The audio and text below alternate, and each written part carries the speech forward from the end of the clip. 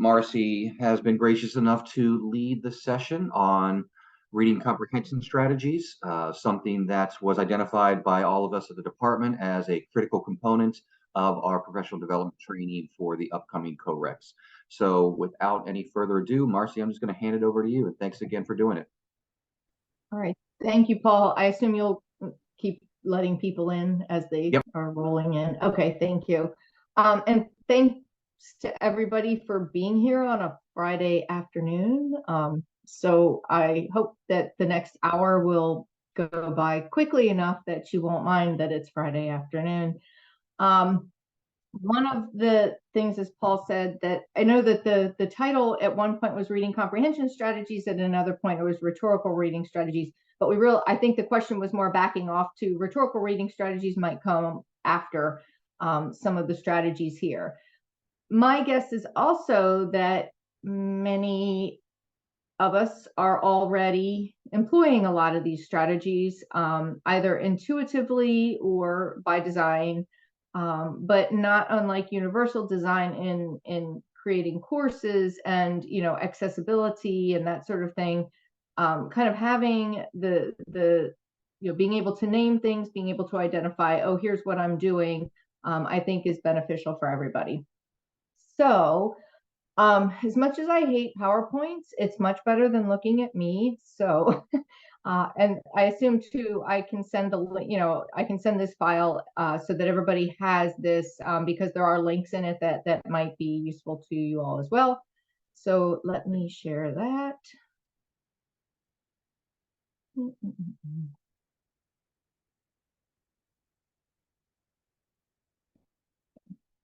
All right, so now I've got this works as I saw online. I don't really do slideshows, so.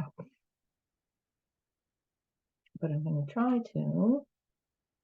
All right. Everybody can see my screen, I hope. Excellent. Yes. Yep. All right. I don't know why we're on slide 9. We should be on slide 1. Okay, so we're kind of going back to the basics in terms of, reading. I know when with the elimination of the prerequisite EGL 0080 and 0090, the one component that isn't as prominent in straight up composition classes is the reading component.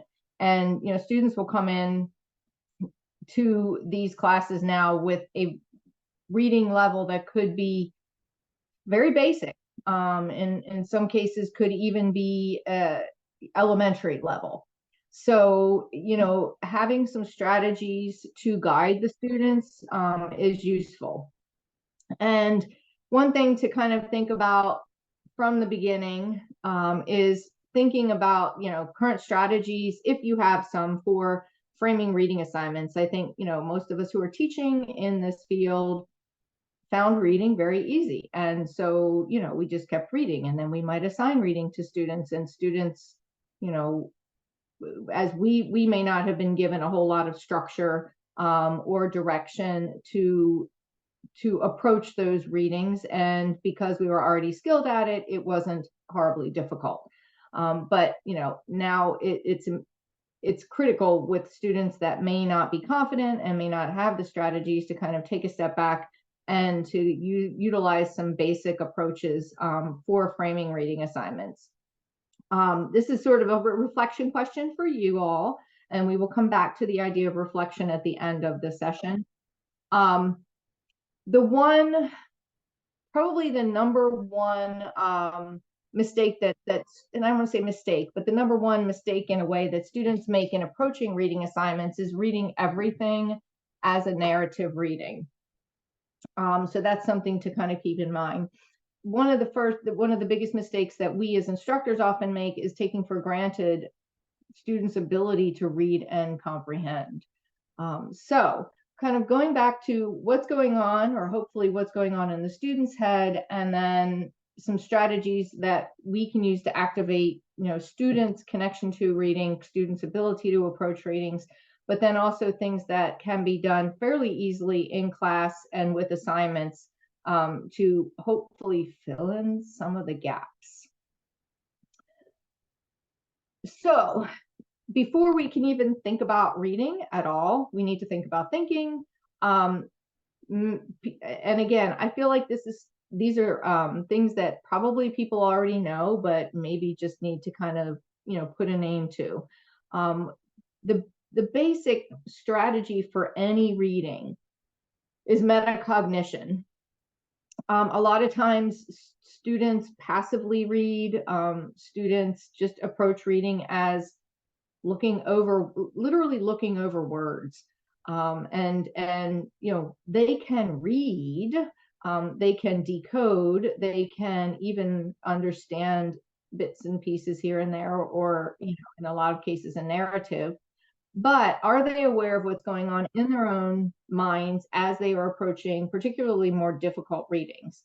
And so the expectation of college level reading is very daunting for a lot of students, and they almost shut down before they even start because it just seems like a mountain to climb. So understanding the concept of metacognition is key here. And we probably, again, we all do this intuitively, being aware of and understanding what's going on in our heads as we are reading something, as we are engaging in learning just about anything. So that's what it is. But then students need to apply that. And to, apply that means that they then have control.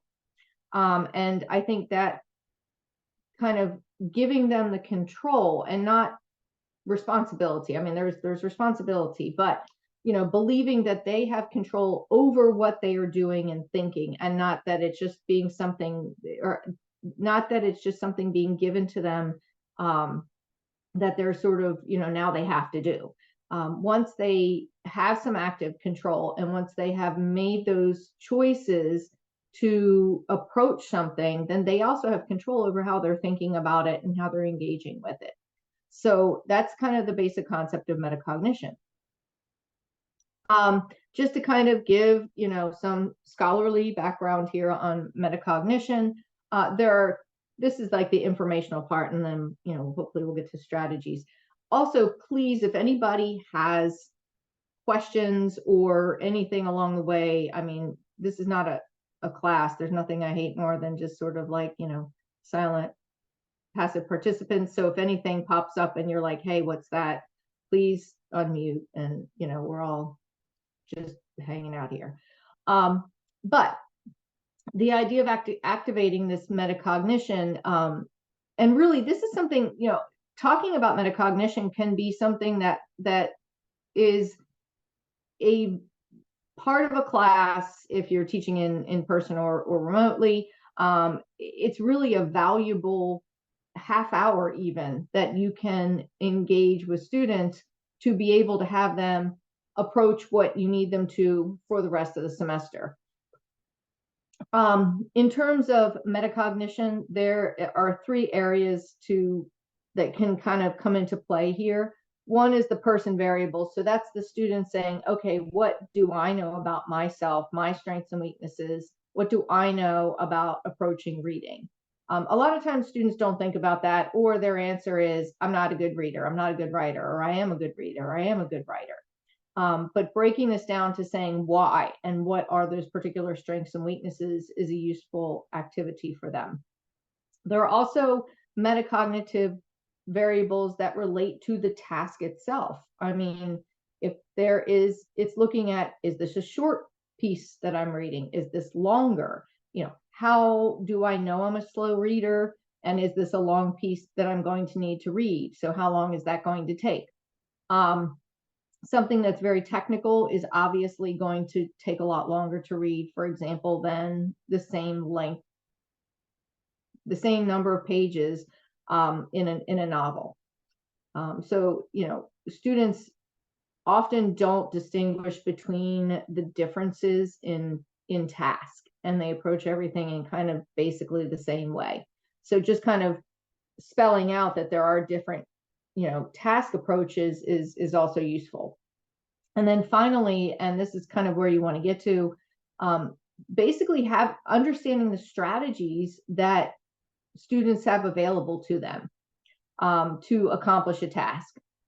We'll talk, some of these kind of come up as we get, well, do come up as it go through here, but one really, really important one is activating prior knowledge, particularly if something is more technical, or if it's, you know, I know we don't do as much literature, as before, but putting literature, for example, in a cultural context or in an historical context is really important for students to understand what's going on. Looking up unfamiliar words potentially, and then, rereading, but we'll get to that some more in a minute. So students can, and this is going to kind of get us to the basics of metacognitive processes and how that parallels what we all know as the writing process. So there is a reading process the same way that there's a writing process. It's recursive, just like the writing process is recursive, and having students understand that these both of these processes are going on at the same time often can assist them in approaching what they need to in terms of reading. So students, in these, kind of this before, during, and after, the pre-reading, while reading, and post-reading, those are basic metacognitive stages, right, as they apply to reading. Some of the, pre-reading is basically, well, I have strategies for that later, but, thinking about it before it even starts. This is akin to, generating ideas and organizing ideas in terms of the writing process. While reading, students need to be monitoring what they're doing. I mean, again, this is drafting in the writing process. And then evaluation, post-reading, this is where revisions are made. This is where reflection is done. And, I know that in 1010 and now in the O100S, there is a heavy emphasis on reflection, and metacognition and reflection go hand in hand. So again, that is something that I'll focus on again a bit later. Strategies for reading comprehension, and these are strategies that can be employed either by you, the instructor, or by students on their own. Probably the best option is to give them some tools and then say, hey, use what works best for you. These can take advanced organizers and organizational planning. An advanced organizer is a document. I mean, something that the student can actually put their hands on. Organizational planning is, I think this is probably something that is, or I don't know, I think it's taught possibly in the PAS 1000 class, planning. And there's a little bit of time management here, understanding what is the best time of day to read certain types of material. I am better, for example, with math in the morning, but please don't ask me to read anything technical after about 7 p.m. Students may not always have the flexibility to do that, but it is good to kind of know and assist them in creating some sort of plan. Selective attention is prioritization. How important is this? And, what does that mean in terms of what I'm focusing on? I mean, selective attention, and I'll mention this again later related to SQ3Rs, picking out headings, if there are headings. How many paragraphs are there? How long is it? What am I looking at here? But just being aware of that. Self-management is what it is. In terms of while reading, and again, there'll be strategies for this that I can share as well, but, monitoring comprehension. In other words, students saying, okay, am I getting this? Am I understanding this? A lot of times students, at least in my experience, and I used to kind of do this as I guess it was a fun activity for me to introduce this concept right here, is that I'd assign students a generic reading back when we still had textbooks from a textbook, and say, hey, here's your first, this is what you need to do before Wednesday's class. Read this section.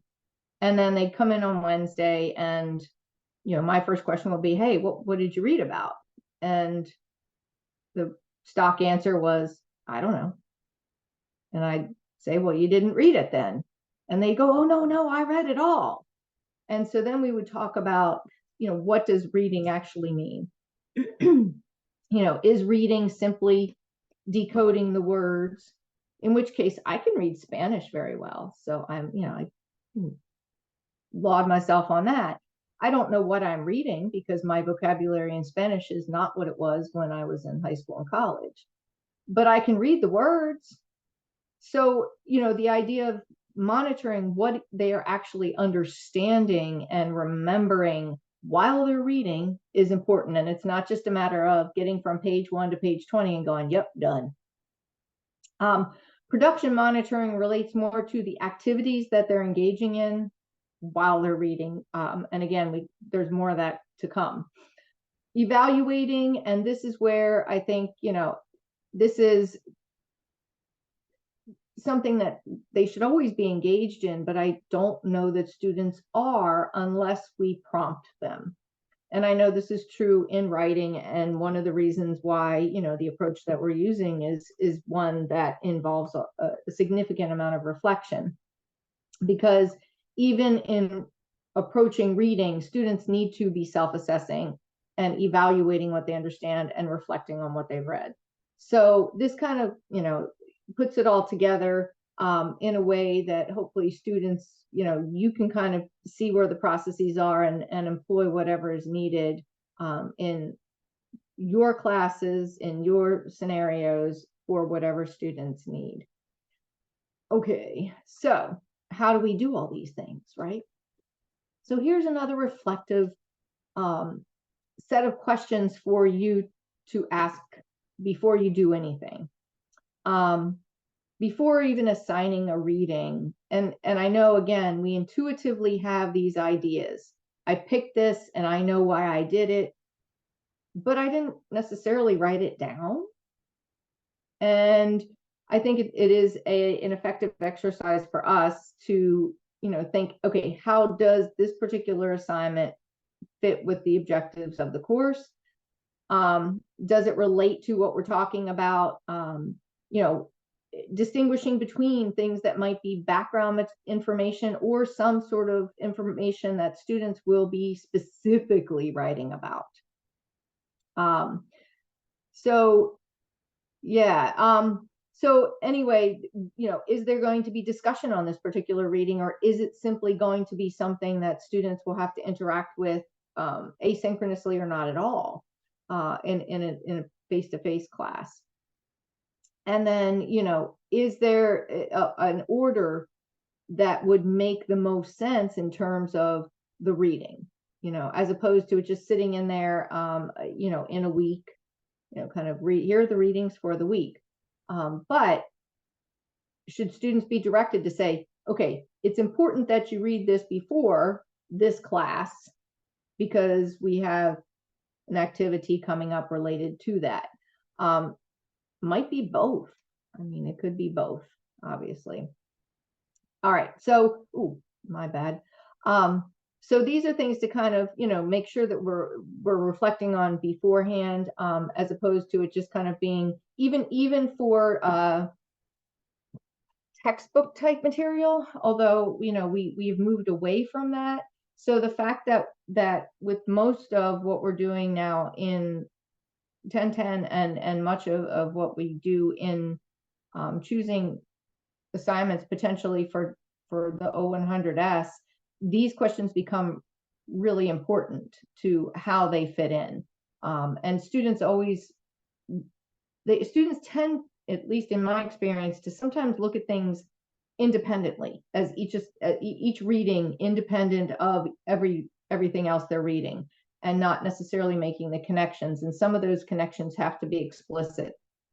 And so thinking through these and having that sort of plan can make those more explicit. Okay, so now, one of the biggest things that really has to be conveyed to students, I think, is acknowledging how difficult a lot of the reading is. And, some of this is kind of just being I want to say a coach, cheerleader, a little bit to, not diminish the difficulty and the complexity of the text that students are going to engage with, because it's overwhelming for most of them, if not all of them.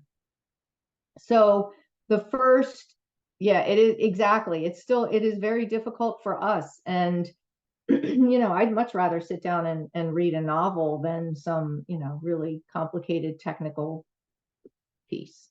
So, some of the things that we can acknowledge is it wasn't, and I want a story I do share often with my students relating to rereading. The normalizing rereading is, when I was an undergrad in a lit course, thinking I had read, I'd read what was necessary for class.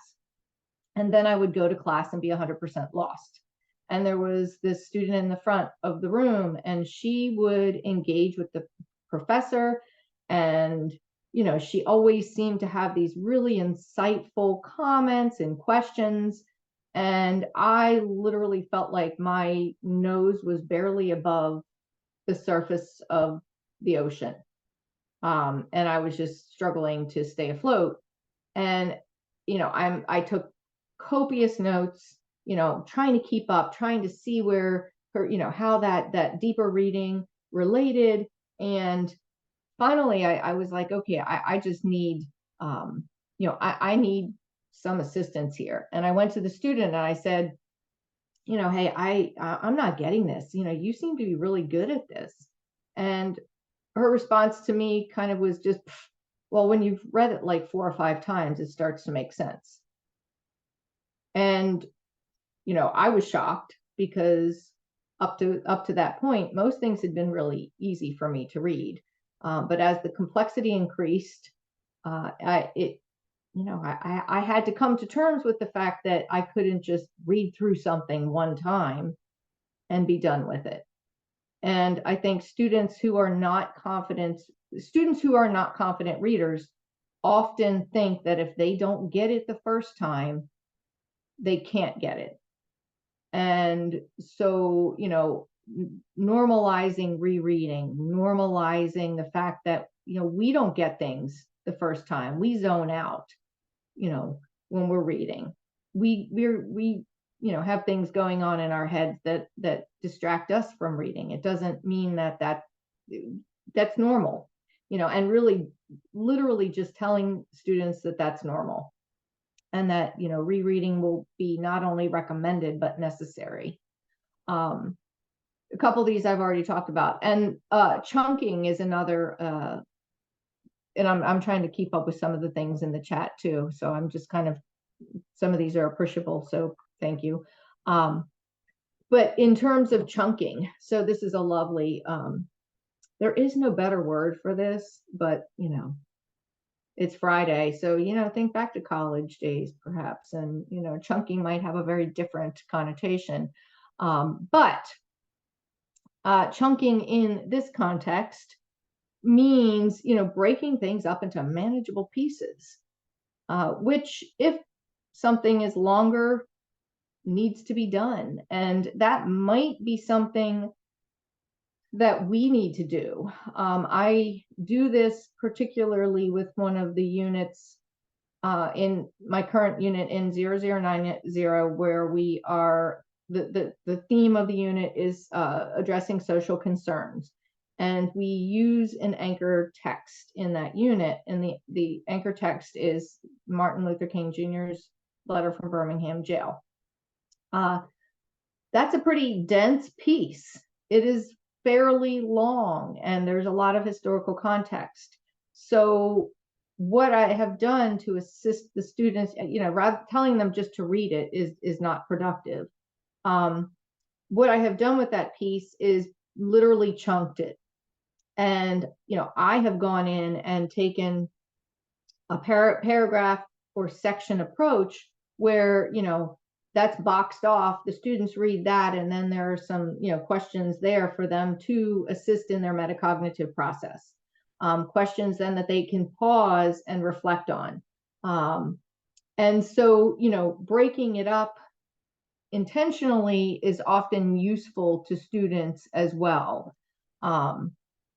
Yeah, so this is, I see your question, Anthony, and yeah, to have students summarize that is one of the approaches too. And that is on the next, I think it's the next slide. No, it's on 2 slides from now.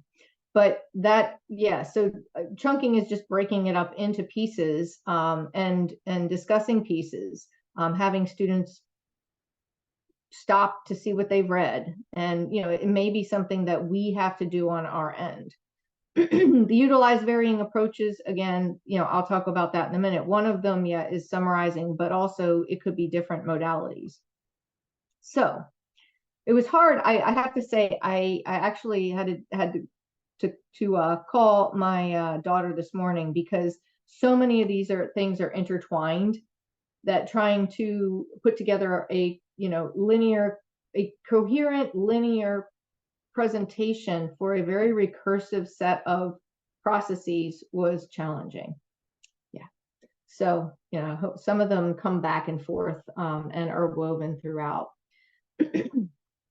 So with that said, so scaffolding is one of the ways that, we again can provide students literally with what they need. We provide the frame, boosting them and creating some structure for them, because when students aren't necessarily as skilled at creating that structure, which I think, Bill, you may have said too, is that if they haven't had as much practice doing this in high school or earlier, this is the first time they're doing it.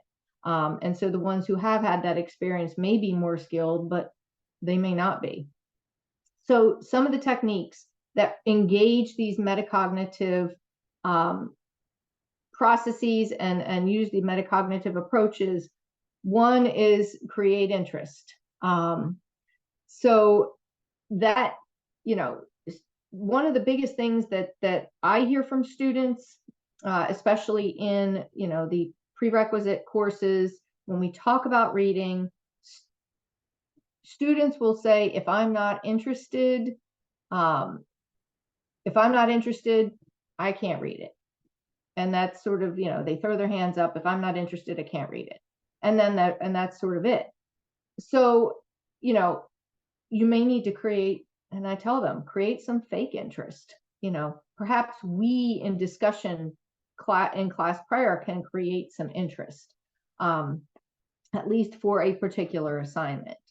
And so one way to do that too is to engage and integrate their knowledge prior to whatever it is. So, there may just be questions that will, connect a student to something that they have to read. Really dry things, maybe not, but any way that what they already know can be brought into what they're going to be reading is hugely beneficial for them. Another way to do that, providing framing and preparation, that does take more work on our end, because we do need to provide them with something. And oftentimes that's providing students with some sort of structure. One thing I will mention is that, and I can thank Stephanie for turning me on to some of this, the way that I've used, and we've talked about using things like ChatGPT and AI. One way that they are very useful is if there is a reading that is known by ChatGPT, it's not difficult to go in there and say, create some questions for it. And then of course, that's a tool for us. There may be specific questions that we have that we want to provide that framing, but it does it does create a nice jumping off point to then take from. Another area is clarifying main points and concepts.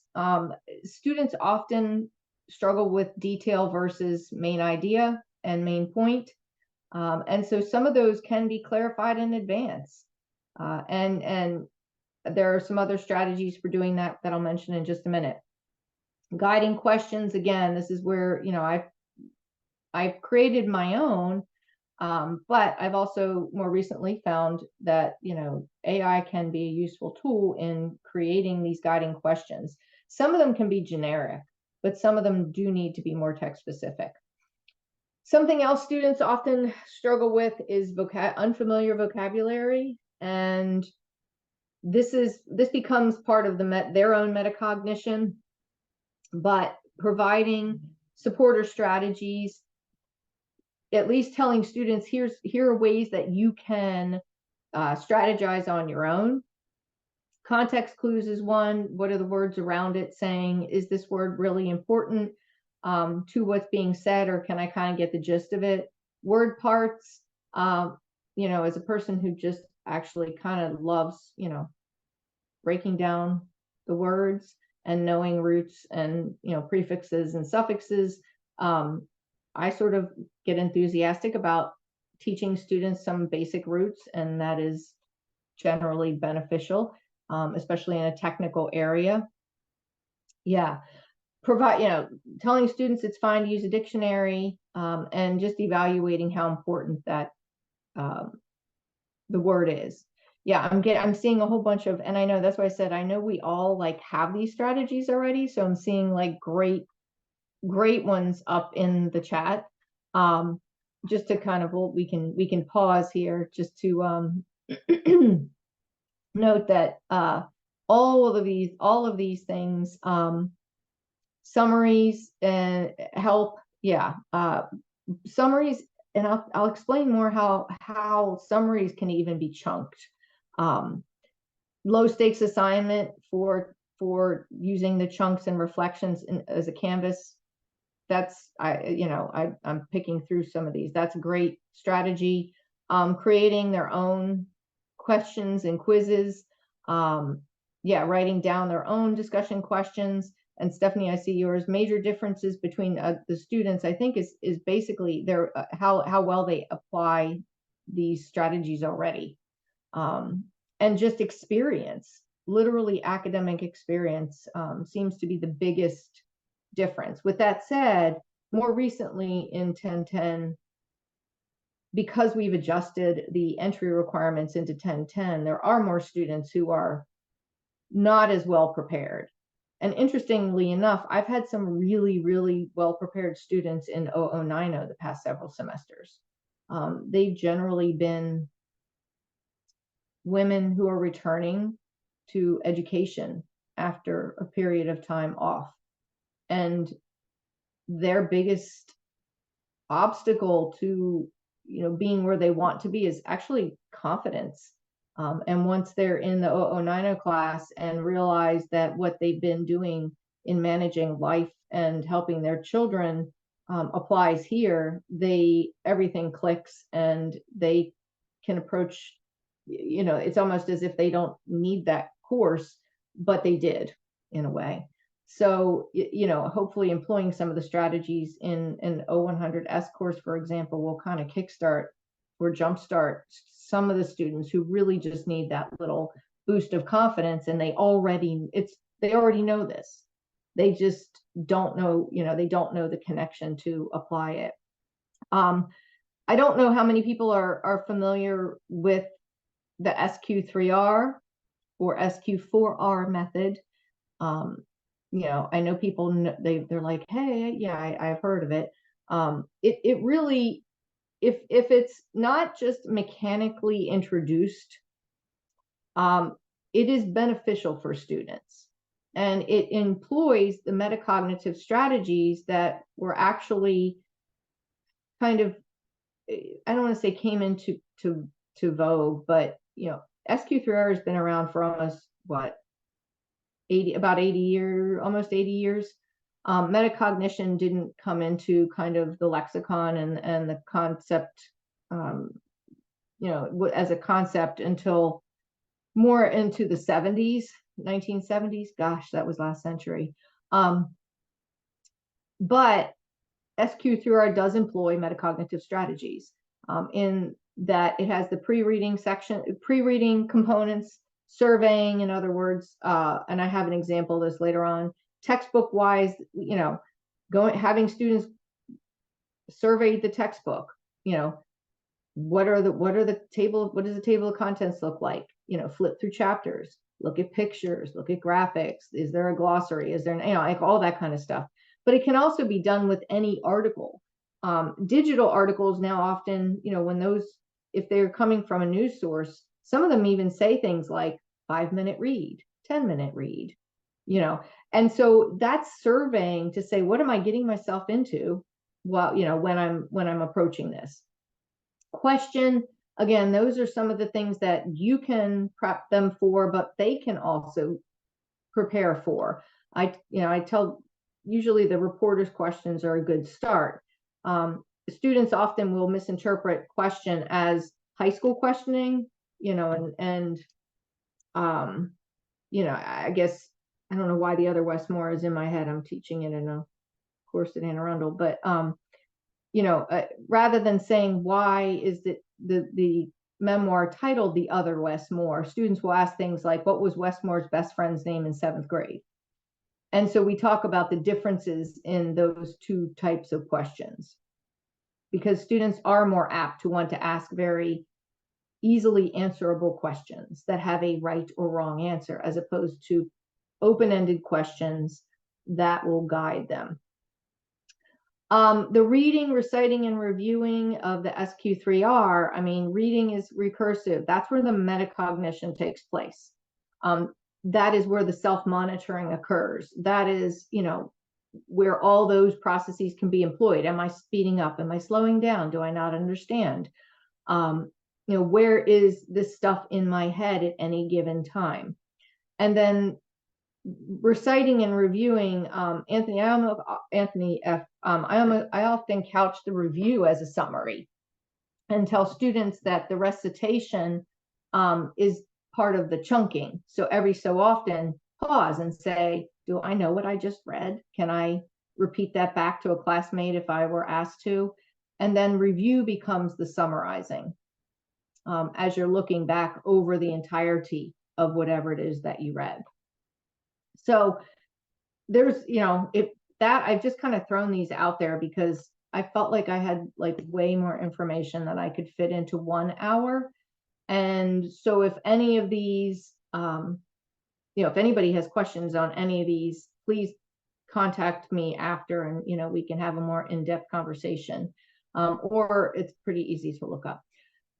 A more simplified version of SQ3R is called KWL, which is, what do you know? This activates prior learning, like I talked about before. What do you want to know? This engages, again, that questioning. And then once it's read, what have you learned? Again, that could be in the form of a summary, even for shorter articles. I've got two, and this is the easier ways to share the presentation, but there are a couple of websites that are particularly good for both students and for us in understanding strategies and getting some good ideas. One is the Learning Center at University of North Carolina, and there are two. I have two links there, as well as another one later on for a student resource. So these are things that you can peruse later on. Annotation, I know a lot of people teach annotation. Digital text obviously can be particularly challenging in terms of annotation. One thing that I have also encouraged students to do in terms of hard copy annotation is using sticky notes in addition to or instead of writing in the text, particularly with questions, because often when students are annotating, they get overly happy annotating and highlighting. And, for students who have learning challenges or ADHD,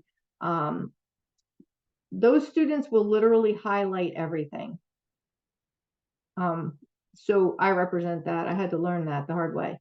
And so really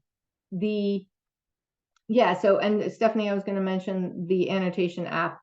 That's one of the apps there. But yeah, so sticky notes can be beneficial. I'll try to put those in the chat as well, the links. There is students can download documents as a PDF, and they have access to Adobe as PGCC students, and then you can actually annotate, highlight, make notes in a PDF download. So if they are so inclined, there's that. There are also browser extensions. Chrome has a couple that they can use for annotating digital text. So any of the, I mean, teaching annotation is, again, one of those spending 15 minutes. Oh, good. Okay. The YouTube channel. I didn't know we have a YouTube channel. How did I not know that?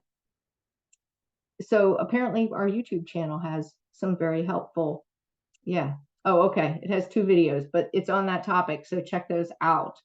Okay.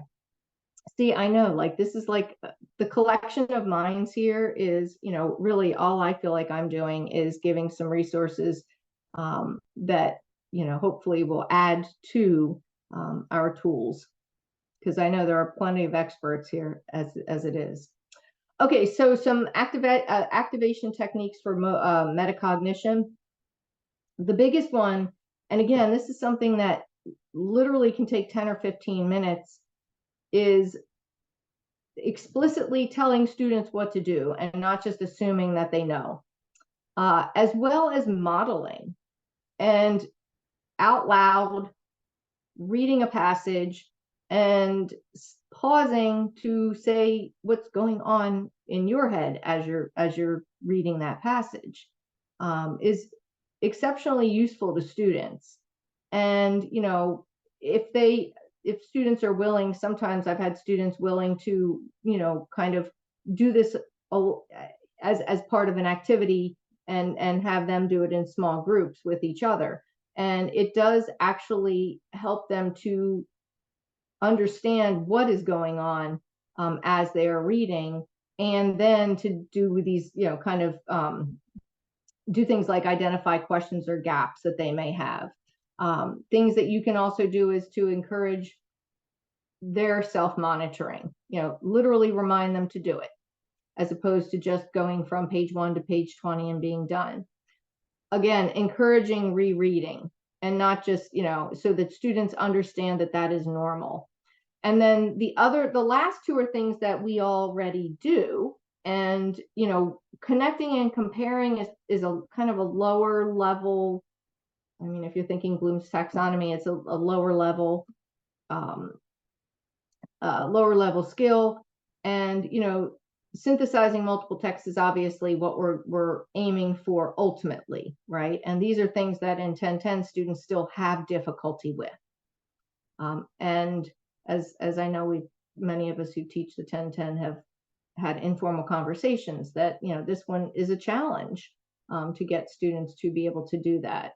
And that can be fostered in a smaller setting, but it is sort of the ultimate goal. A way that can be done is connecting and comparing to other texts, and not other texts that students themselves have chosen, but explicitly chosen texts. It could be an easier version of something that maybe is being used for 1010. It could be independent, 2 independent texts, but to actually create that situation for students so that they can do that will help them to engage their metacognitive processes themselves. All right, so getting to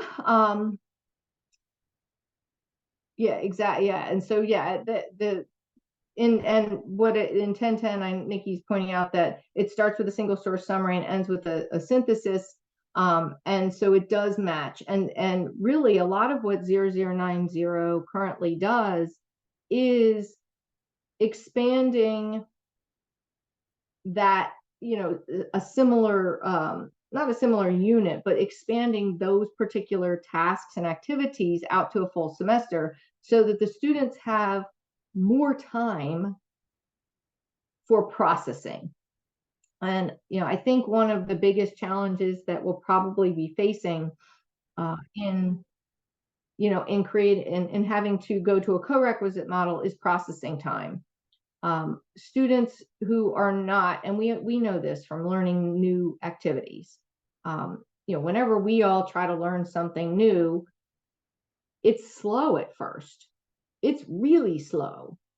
And as we become more skilled, we can do it faster. I mean, anything from driving to learning how to play a musical instrument.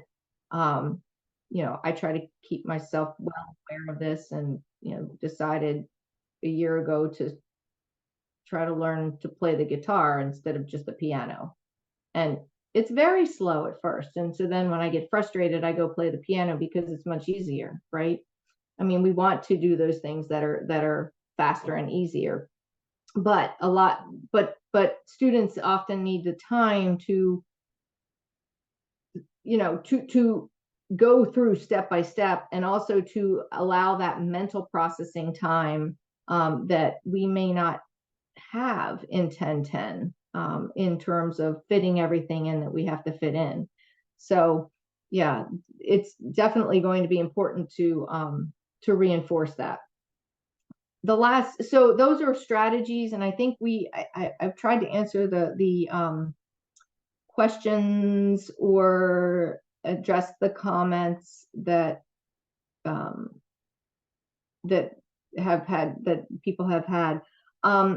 And Stephanie, you asked, I actually do spend in my 10-10 classes, because of what I know with developing the 0080 and 90 classes, and just having a background in that area, I actually do employ these, a lesson on metacognition at the very beginning of 10-10. I find it makes a huge difference. And the biggest difference I see, though, is that processing speed. That many of the students in 10-10, it's just a matter of going, hey, now I know what this is, and now I can do it.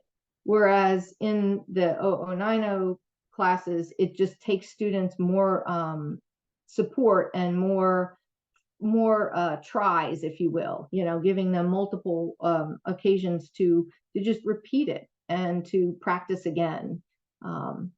Yeah.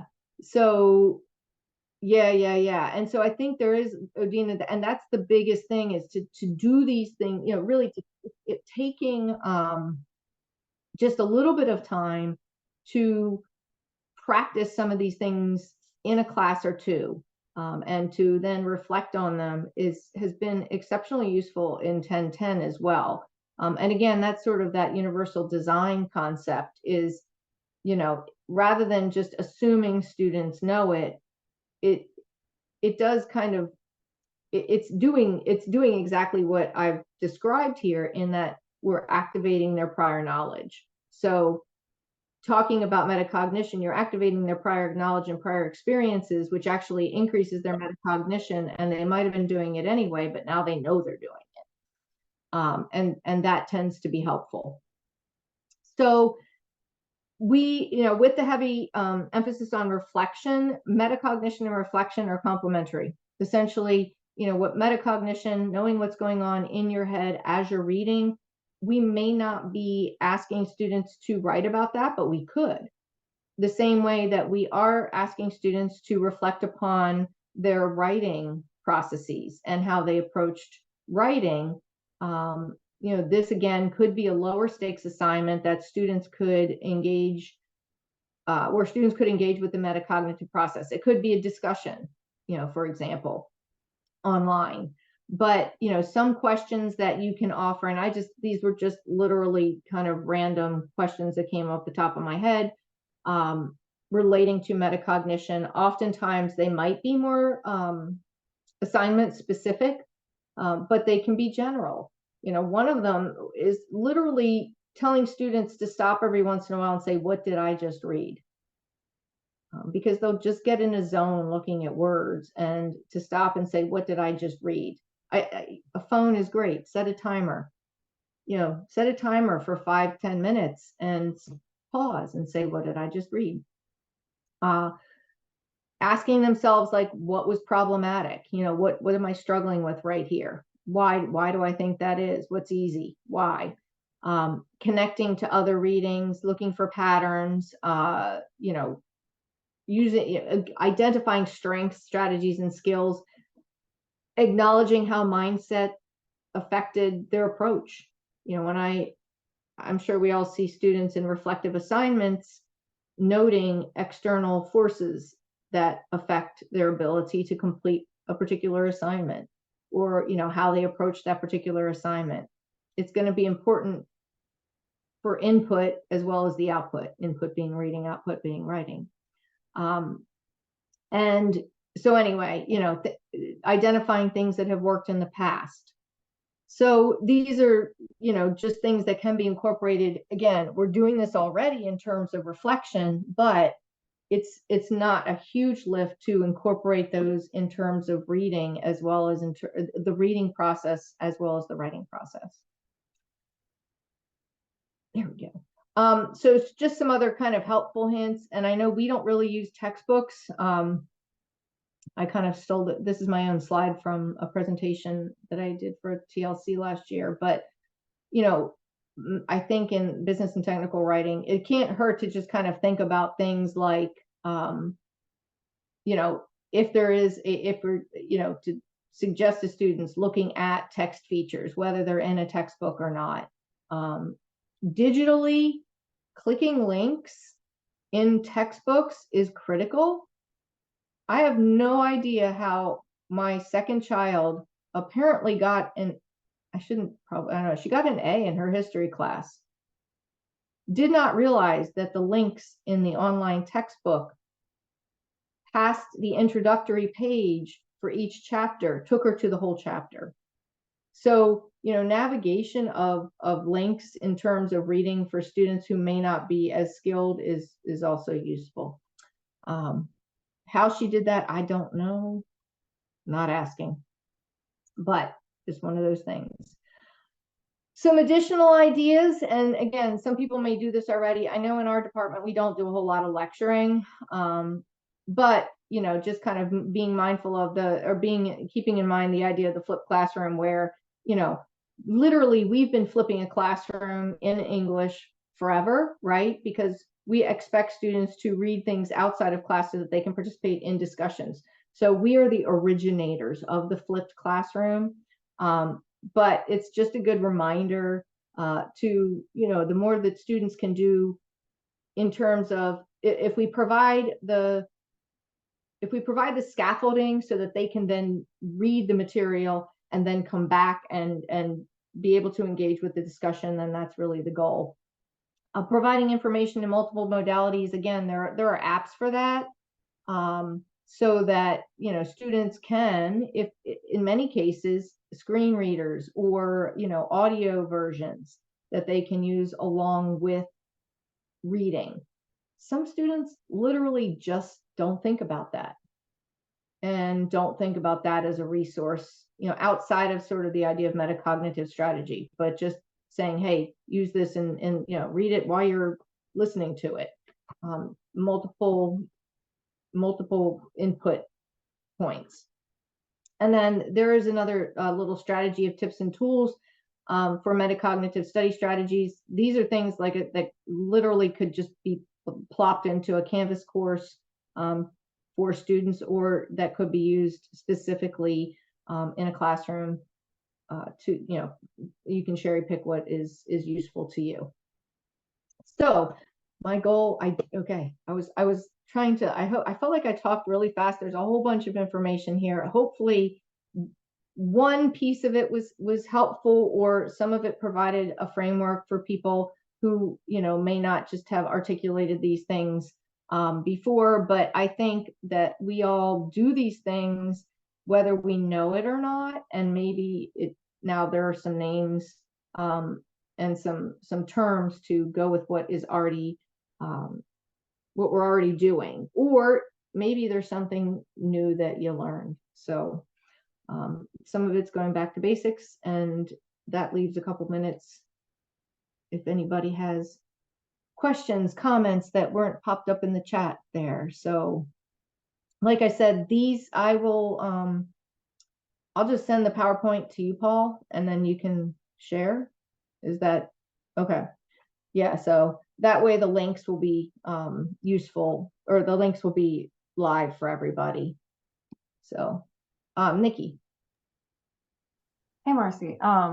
I wanted to say thank you so much. I appreciated, like you said, kind of naming things that maybe people knew they were doing but didn't realize that it had a term. I think that's important in kind of the writing component of Comp 2, right? Is naming things. And I think that letting students know these things have a name can be really useful too. But I just wanted to quickly kind of represent the 1010 side of things for a second. And I think even though the co-rec process is what drove us to want you to give this session, I think these things are useful in standalone 1010s as well.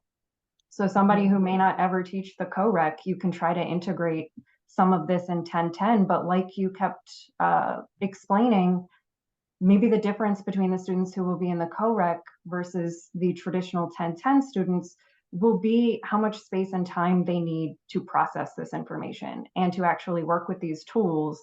And so we'll have to consider how we use the space in the O100S class to do these things. And I'm thinking about Unit 1 in English 1010, where students are starting with a single source summary, and then they're working toward the next project would be a synthesis. And that O100S space will give us time to work with students one-on-one, but I also want to maybe suggest to everybody, if you're not using common readings for that first unit in English 1010, I would suggest, because some of what Marci's talking about are kind of the strengths of everybody in the class reading the same reading, because then you can talk about it, you can provide these guiding questions. So a lot of the samples that we have in the 1010 course guide are pulling from Bad Ideas About Writing. And even if you're not using Bad Ideas About Writing, kind of think about the same thing. Even if you're giving students a choice, maybe have everybody reading the same 3 articles and then choosing which article to summarize. Because I think if every student in the class is reading something different for their summary, applying these techniques becomes a lot more difficult. And Marci, I don't know if you agree with that, but I think a lot of people may still be saying, go to opposing viewpoints and choose an article. And maybe that's not as helpful. No, that is one of the things that I was saying, is that having a common read is really useful, especially as students are beginning to engage with these processes. And it gives us much more of an opportunity to have discussions that will then lead to, students seeing that there are different points of view on something, and not just assuming, as many do, that there's a right answer and a wrong answer for everything.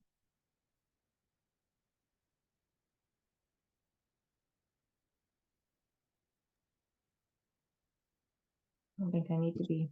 I took my spotlight off because I don't feel like it, Oh, Anthony has a question. Yeah.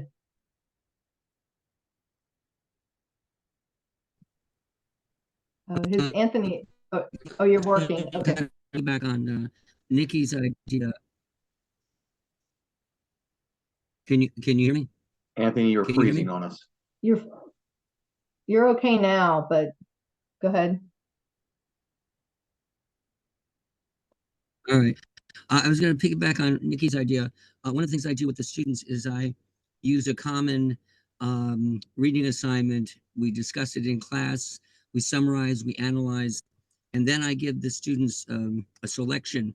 I break them into groups and have each group choose something from the database. So I sort of do a little bit of that all one thing, but then I also give them an opportunity to choose their own, but I don't give every person in the class an opportunity to choose one.